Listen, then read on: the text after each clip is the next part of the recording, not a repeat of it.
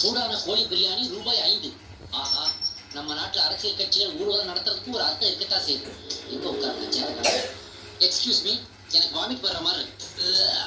Thanks. Menu card இருக்காப்பா? ஒரு plate biryani கொடு. நல்ல லெக் பீஸா வேடா. ஆமா, வர்றவங்க லெக் பீஸ் கேட்டா நான் எங்க போறது? கோழிக்கு இருக்கே 2 கால் தான்.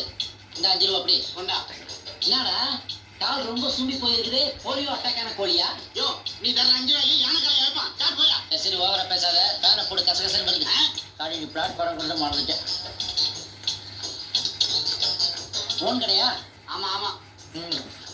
சின்ன காலா இருந்தாலும் நல்லா இருக்கா? நல்லா தான் இருக்கு, சாப்பிடு. என்ன எண்ணெய் யூஸ் பண்ற? எல்லாம் நல்ல எண்ணெய் தான். நல்லெண்ணெயா? போதுண்டாப்பா.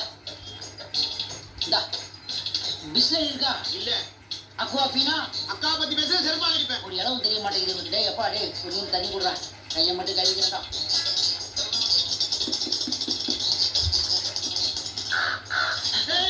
அது ஒரு தொண்டை கட்டிட்டு போல இருக்கு. என்ன ஒரு மாதிரியா சவுண்ட் வருது?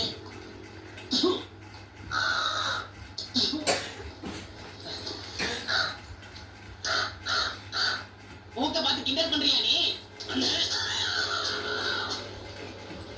அடிக்கிறானே.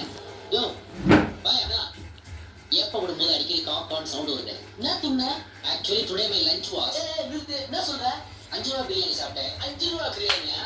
காக்கா பிரியாணி துண்ணா பின்ன காக்கா குரல் வராம உன்னி கிருஷ்ண குரலா வரும். காக்காவா? டைம் இந்த வீட்டுல சாப்பிடவே முடியாது. இந்த வாரி இலையை புளிப்பாடு.